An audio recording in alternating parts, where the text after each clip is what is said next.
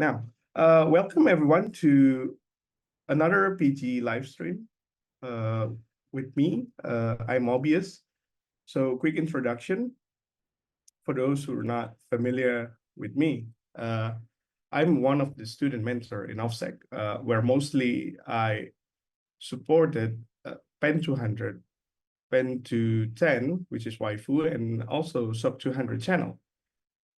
I can be found online mostly around this time. So if you happen to need assistance on the course at this hour, you will find me in those channels. So today I will be demonstrate on how to compromise a PG practice machine called Wheels. This machine is kind of interesting because the difficulty level in the portal shows as easy, but I didn't really see that many write-ups on the internet discussing about this. For that reason, I choose this machine and I will try to find my, I will try my best to explain it to you how we discover the vulnerability and stuff. Due to the time restriction, I will try my best to answer your question in the end of the demo, if not during the talks. There are also maybe other student mentor online who might be able to reply. So if you have any question, just show your question. If it not get replied as soon, I will try to get it back. So, all right, without further ado, let's start the demo. So I hope that you can see my screen. So right here, I have my portal ready. So in order to start the PG machine in question, you need to click on your portal, go to Explore, the labs, go to Proving Ground Practice. And when the list was there, just try to search for Wheels and then start the PG machine. As you can see here, I already started my instance. So it shows the IP address of 192.168.246 and 202. So I'm going to copy this. Moment.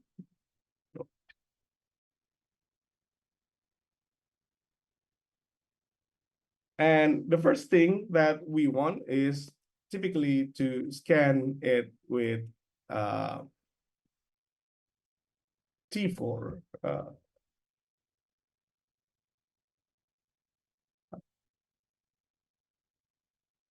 Let's run that command and see what was the open port was.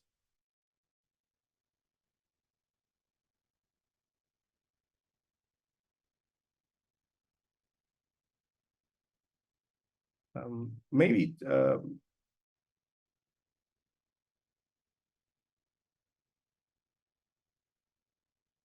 it's going to take a while. There we go. So we have the result, and there's two open port, which is SSH and HTTP. Usually I skip the SSH unless the version is really old or I have some information regarding the username to try for brute force. So let's try scanning for the surface now.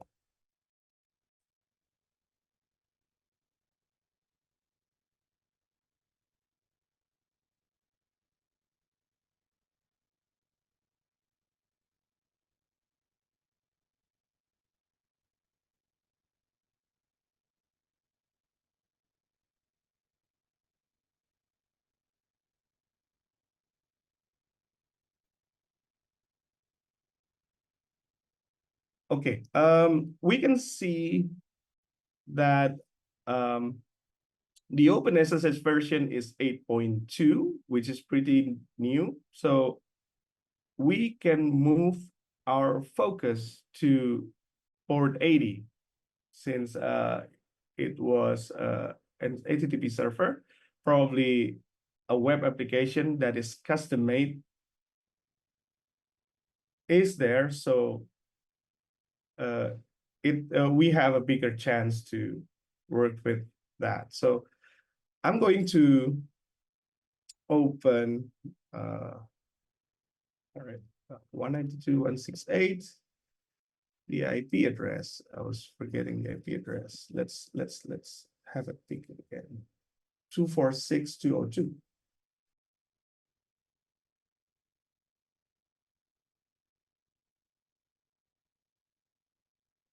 Okay. It appears that this is a web that provide a repair service for their customer, right? Let's see. Okay. Other than this, there are few features like register, login, and employee portal. Let's try register. I mean, for the test purpose, I will be using username tests, maybe test. Okay, let's try like this.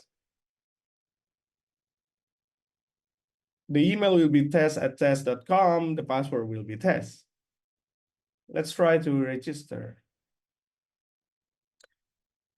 As you can see here in the top left section, your registration was successful. Looks like we can register with the random things, right? Let's try to log in and see if we can access anything. I'm going to use test again and password test as the same one with the one that we registered, and we log in. Not pretty much happened, but I'm sure that we have something like a session token, maybe. So I'm going to quickly check if we really have that session token.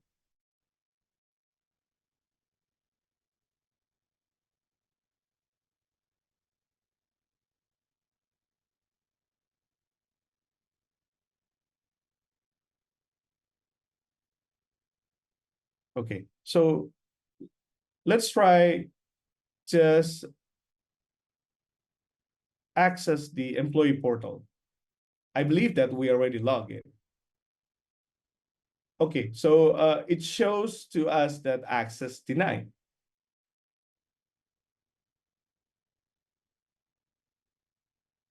Let's check again if the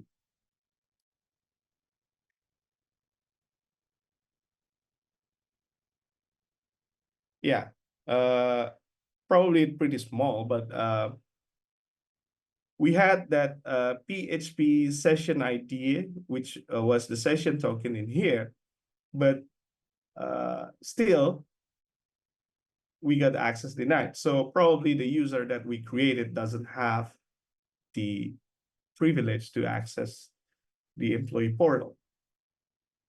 Let's try something else now. I'm going back to register, and we can see the address section here, and it shows the email address that used for info inquiries. But notice the domain name here. It used wheel.surface. So perhaps if we register using wheels.surface email address, it probably show us different result. So let's just try another thing. I'm going to use test2. The email is test2, but this time the domain will be wheels.surface. Let's quickly check. Yeah, wheels.surface. And then the password will be test2. Let's see if we can register like this. Oh, as you can see there, it is successful as well. But we need to relog in because to refresh the session ID. So going to relog in with test2 and the password test2.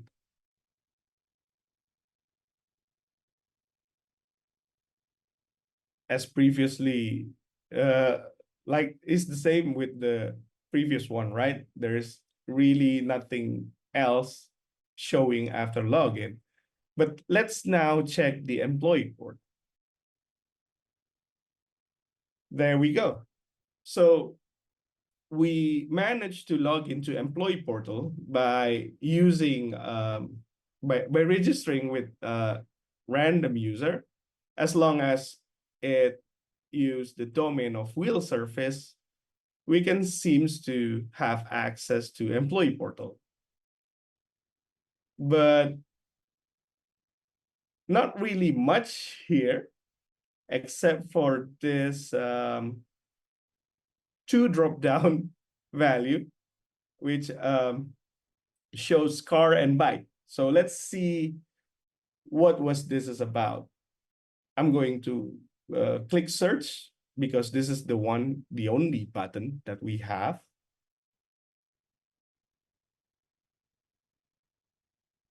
And it shows Bob, Alice, John.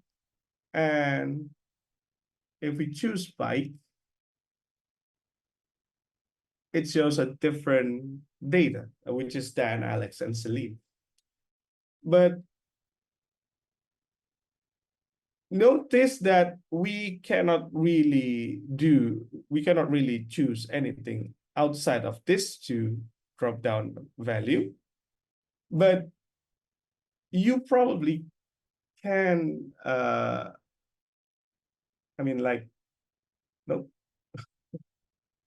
you probably can see in the URL. I'm going to just copy this and open the text editor. So probably you can see a bit large.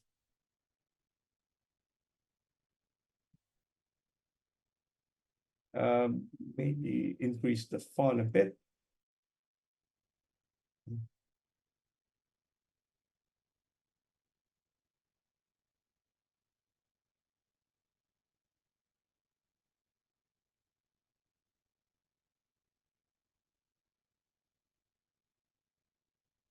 So yeah, we can see that the URL here can be manipulated. So if I were to try to change the value outside of this option, what would it be? Let's try both for now, right? I'm going to use both. I will enlarge this screen. And probably you cannot see this, but there's an error called XML error, no bot entity found. So this is pretty interesting because usually when we access something in the website and we throw an error, I mean, like in the data, it will show you like a SQL error or like MS SQL error or something like that. But now we have XML errors. So most likely that the data here is stored in XML rather than in database. That's we can note that first. And next thing that we can do is try to add a special character. Why? Because we want to check if there's an input filtering for this one, for this web. So I'm going to change the payload to both this, both single quote, right? Let's do that. And let's observe the behavior. I'm going to paste the vote. And we have another error. This time, it a bit detailed rather than the first.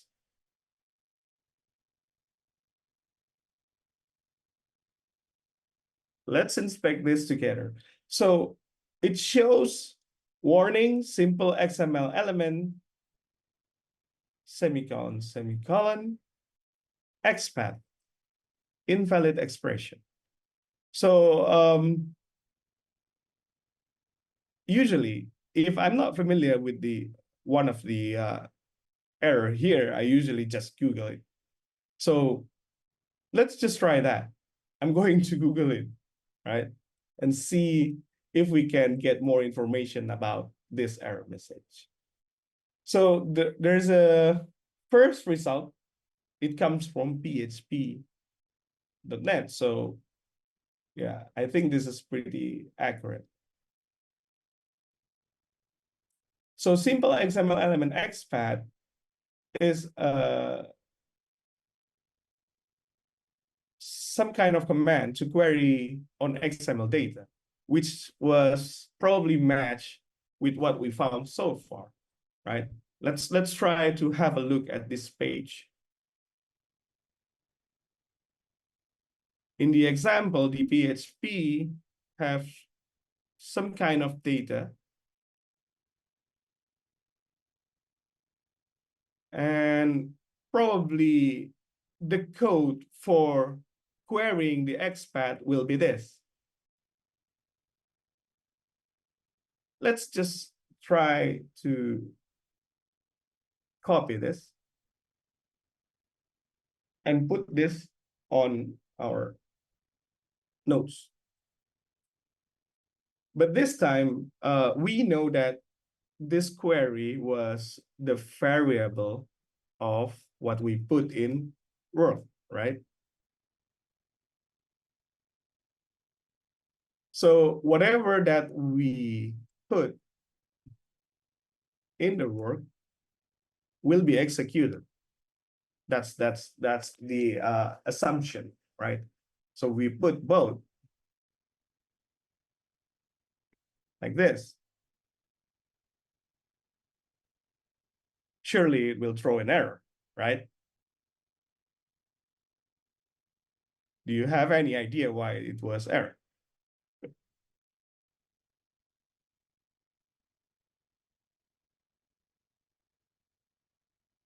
It's not SQLi, by the way.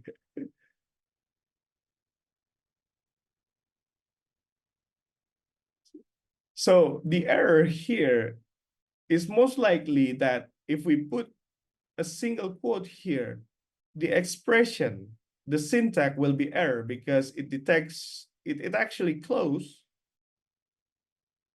the value, but we didn't provide it, a closing statement. So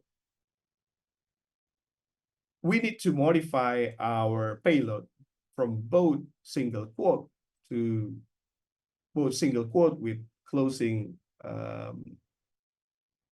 closing what was it called? Closing, yeah, something like that. You know what it is. So I'm going to use this, and we can observe the behavior again. So let's try. I'm going to press enter. Okay, there's not really much, right? Not really much. But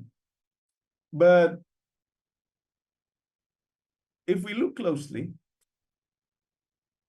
instead of the same error message, we got invalid predicates. So again, if I don't know the predicates, XPath. So I'm going to Google XPath predicates.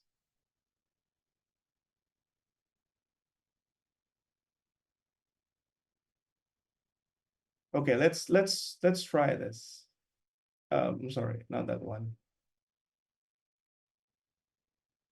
But yeah, let's just try to search for predicates. Oh, yeah, we have that.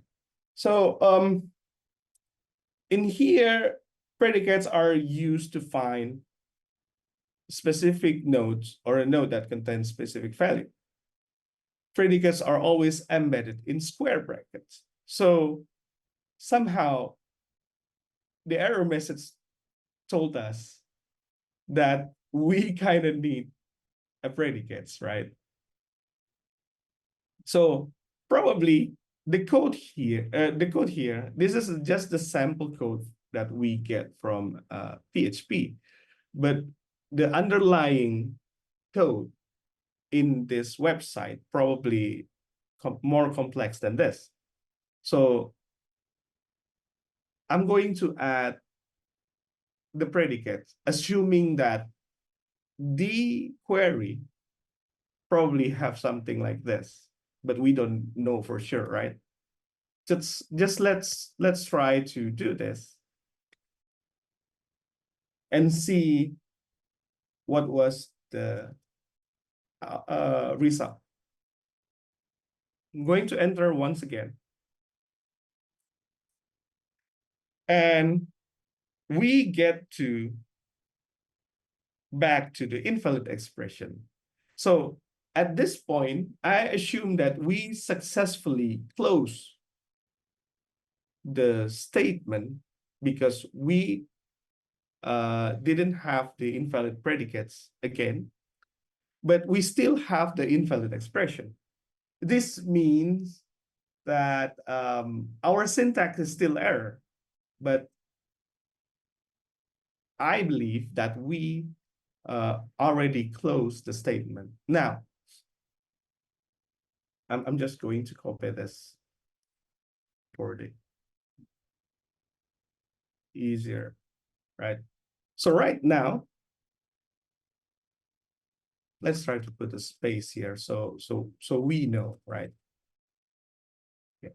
So right now, I'm going to introduce more spatial character, which was that single line. I forgot what was that. So yeah, that's special character right there. It's used for usually or you probably find it like that, right? And yeah, it's a pipe. Thank you, Salty. It's a pipe. And then this means that whatever query here will be changed to or operator. So I can write anything, right? I can write anything to query. For example, let's check the reference again.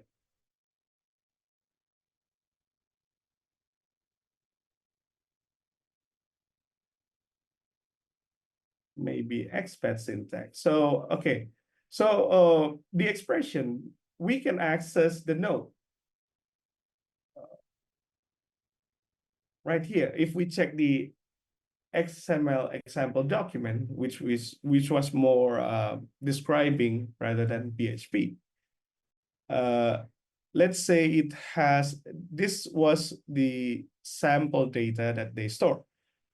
It was bookstore, which called node name.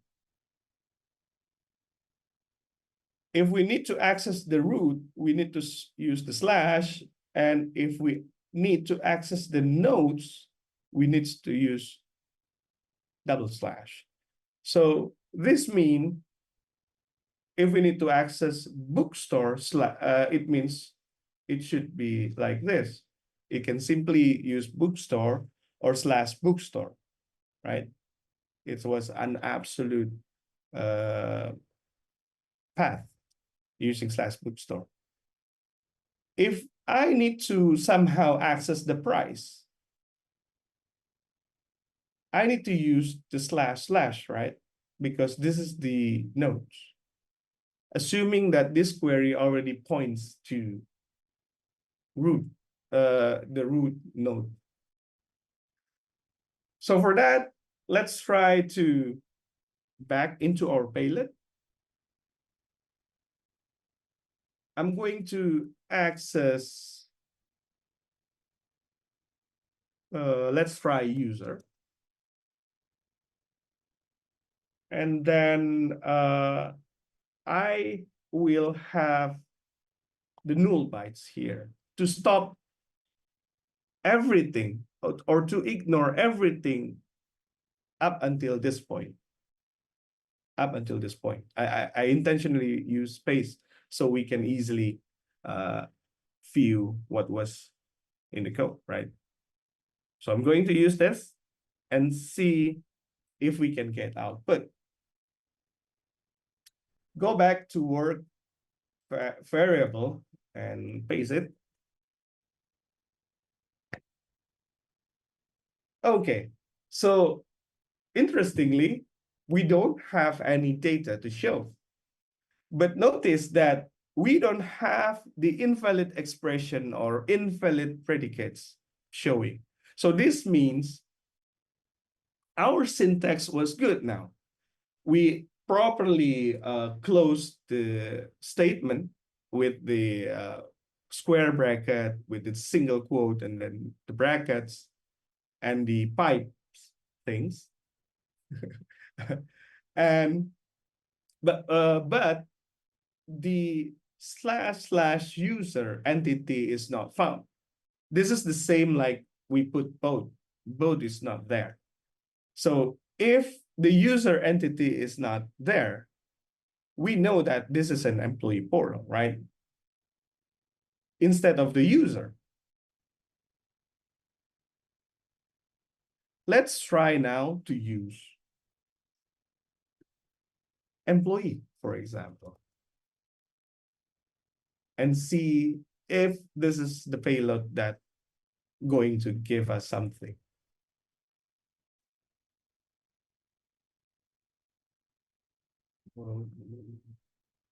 Going to change to employee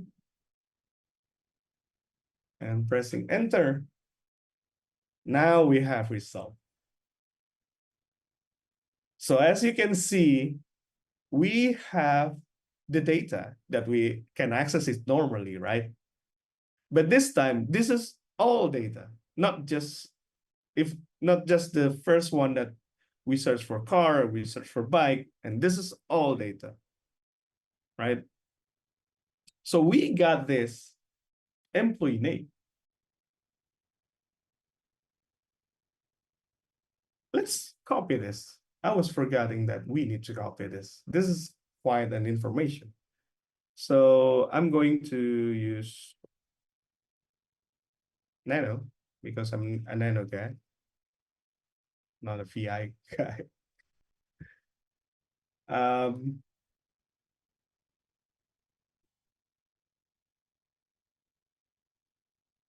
Let's make the formatting a little bit good. I'm going to remove the numbering. And we save it as user.txt. Getting back to our target. So we know that employee, the node called employee data exists and user was not. What else that we can find?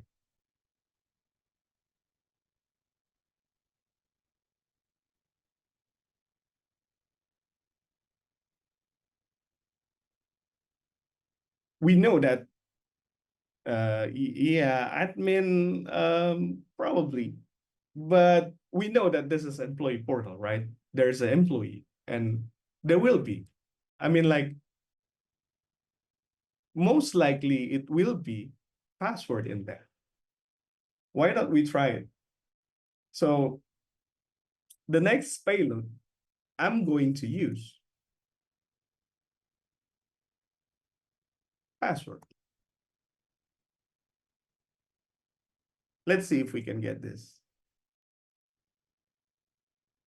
I'm going to change the URL again with password. There we go. So with this, we can actually access the data that we are not supposed to be able to see, right? And this is the password of probably this user. We don't know, but at least we get some information. So I'm going to copy this as well. And then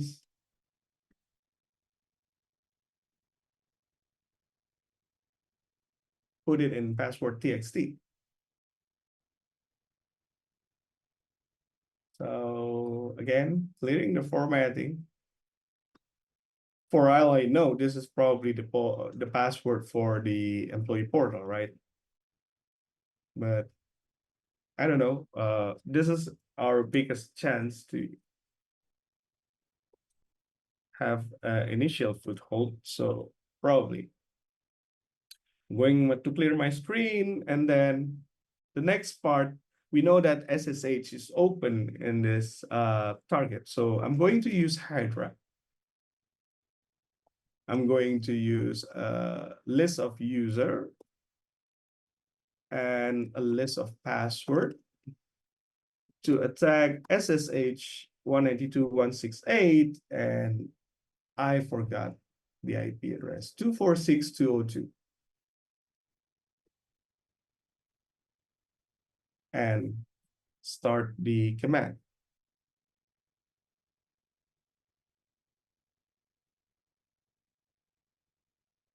And we can see already that one password matches with one user.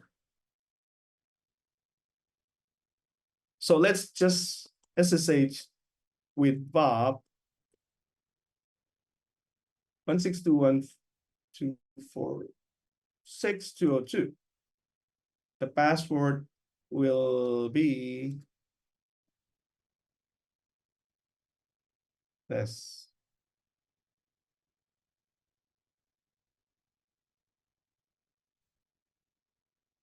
There we go. We got our initial foothold just by trying to extract data by abusing the XPath. So this technique, that technique right there, is not the SSH part. The one that we try to extract information, it's called the XPath injection. So for those who wants to explore about this vulnerability, you can try to find more resource about the XPath injection. All right. Okay. We cannot use clear. Oh yeah, I can. We can. Okay. So first thing first, maybe I want to see. Oh yeah, we can see the local for the first time, right? What else? Probably we are at home directory of Bob user. Oh, let's try to, like upgrade our TTY so it slightly better. I'm going to use Python 3 import PTY. Oh, PTY spawn calling ben bash. Okay, going to clear this. And let's try to check the var www because I'm that curious, right? So here's two. There was the HTML. There's our portal PHP. And also there's certs, which was our words, XML, the data that is stored. So just quickly check this. Yeah, we can see that, yeah, the data was stored in there, right? Okay, good to know. So next, we need to escalate our privilege because getting Bob was not the end goal, right? So first thing first, usually when I'm doing initial enumeration for prefs, I always check about the host name information with unames -a. I get to know the host name. I get to know the kernel. I get to know a little bit about the distro, Ubuntu, and the architecture, right? Also, I'm also usually looking for release. So I know that this is an Ubuntu 20.4 called Focal, right? And the next quick win, yeah. So basically, if I saw that this is a new Ubuntu, I think the Ubuntu, the latest one is 22.04. 20.04 is kind of new as well. I mean, I'm not, yeah, 2022. Depend on your time. I mean, like 2022 is new for me.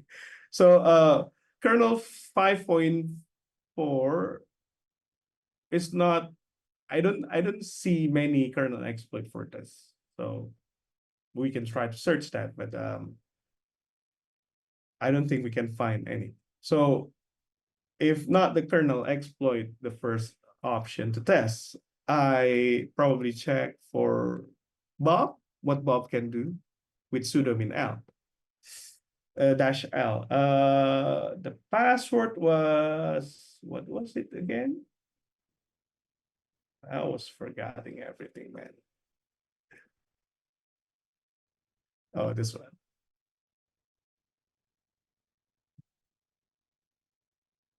Let's copy for the password. Okay, Bob is not a sudo word, not in group for sudo. So Bob literally can do anything rather than what he was supposed to do. So I'm going to clear this again. Another thing that we can do is to try to find SUID bit. So SUID bit is a binary that normally a basic user cannot do. But if a binary that have SUID bit, it actually will be executing as the privileged user rather than the user, the current user that executing it. So we want to find that. Find in root directory the type, the perm was 4,000. And then the type was file. I'm going to redirect every errors into dev. No. Okay, we got output. Okay, let's wait there. Okay, as we can see that there is a few binaries that has the SUID bit. There's a user here. User says bin snap, probably something. But notice what's weird. What's stand out in here. So everything was located in the normal directory, while there's a one that shows in OPT, which not basically the normal directory for a binary. More to that with SUID bit. So let's try. I'm going to clear this. Let's try to execute.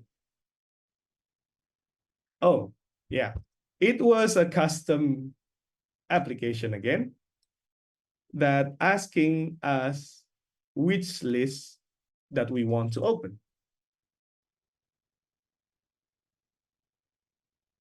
Okay. Yeah. It's C password. Yeah, we can do that. But let's try to focus on this binary first. Probably we can use that.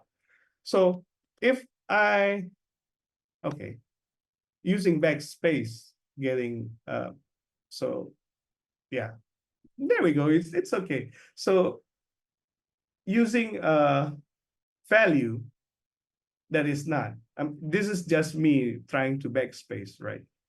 Delete that U. Using any other value rather than customer or employee will result in, oops, something error, right? So I'm going to execute again. Let's try employees. Yeah, the same. And if we got customers, we get the customers, right? So we know that from here, accessing a customer and employees showing us the output, right? It's not throwing us error like this one. Other thing that we can notice is it shows opening file. So I'm assuming that the customer and employees are a file, and it redirects. If it found the file, if we supply the input here, it finds for the string that matches the file, and then he will the binary will open that file, right? So similar like the chaos zero mentioned. What if we try to open its C password, right? I know that we can open its C password because yeah, user can do, right?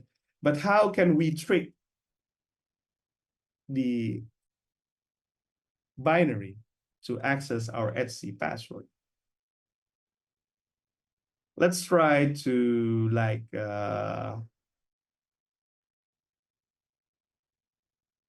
do that. But now I'm going to introduce comment in hopes that this is parsed like a comment, and I'm going to use random number. Yeah, something went wrong. It tried to check as the assumption as back earlier. It needs to have the string or customer or employee to work, right? So I'm going to use etc password again. This time with employees in hopes that the binary will check these employees, but somehow it will still execute our ITSI password. Okay, interesting. So instead of opening the file that we want, it only showed the opening file, but nothing happened. But at least we don't get the something went wrong, right?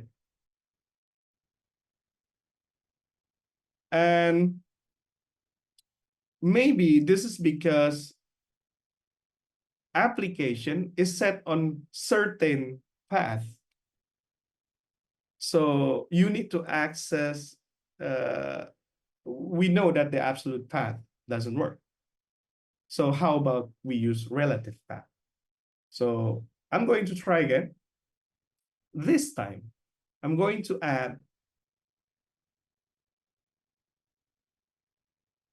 double dot right there. So basically, we try to up one level. We go to up one directory and go to etc. Let's try. It's opening file again. So probably it's not the customer and employee file is not on how can I say, one directory in that. So okay, let's try two.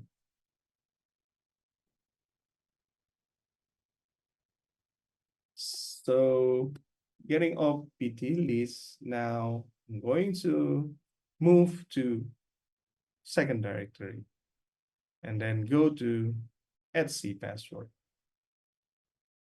Now, there we go. So we can access the the etc password. What's so special about it is we are able to trick the binary to open the file that we want, not the file that they supposed to not the option that they provide. And we got the etc password, right? But this binary is on suid bit. That means it's run not on Bob user, but it's actually run on privileged user. So we know that now etc password is accessible. What files that we can access that contain sensitive information that can only be accessed with root, for example. Root SSH key, that's probably a good one, right? We can access root SSH key, we can copy that, and we can log in to SSH. Good. We can also access quick and dirty way, the root proof here, right? But we don't want that. We want the full access. So what we can do is accessing shadow. Oh, yeah, that's error. So, okay. So let's get it down again. We can access etc shadow. And we put that. All right. So etc shadow contain the password of the root, but it's just hash, right? We have Bob, but we already have the password, so we don't need that. So I'm going to copy this root shadow password. Going for a new tab, I'm going to add into hash, maybe. And save it, right? Now, it's just a matter of brute forcing. So I'm going to use John. I'm going to use wordless of user share wordless raw queue, and for the hash. And running that, and just a few seconds, we can already crack the password, which is High School Musical. Now, let's just clear this. I'm going to just switch user to root with the high school password that I already copied. There we go. Now, this conclude our attacks. We just back there, we just successfully attempt to manipulate the binary to open the files that we want. And we probably can access the flag now, right? Proof. Yeah, there we go. So yeah, I mean, like this is the wheels machine. It was pretty easy, but I mean, like I did choose this machine just to demonstrate on how we manually attack the XPath injection, and also how we try to manipulate the path for the /opt get list binary. So I hope you enjoy this demonstration. And if we have questions, you can post them and I will try to answer. So let's check for the from the top. Alrighty.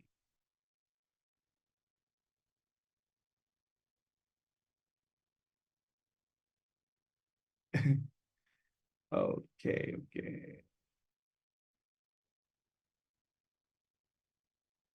Okay, any questions? What was your John command? So it's simply John and specify the word list that you want to use. And then this. Usually when the hash, when the file that you have is already on a good format, it will auto-detect. So yeah, it will auto-detect. So I know most people use hashcat, but yeah, hashcat not. I mean, like it's in here. It's actually, but since my RAM is only like 2 GB, running hashcat will show us an error, like you know, not enough memory or something.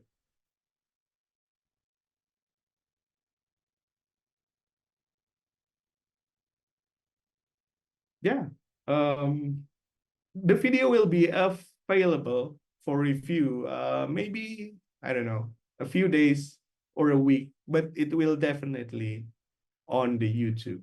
So you might want to check YouTube after this.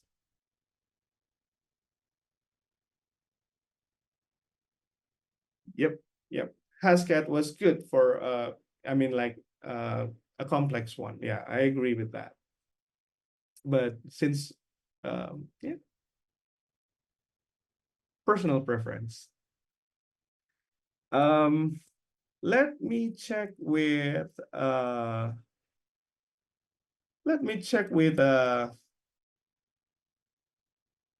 Yang. Are you still there? Are we throwing questions now?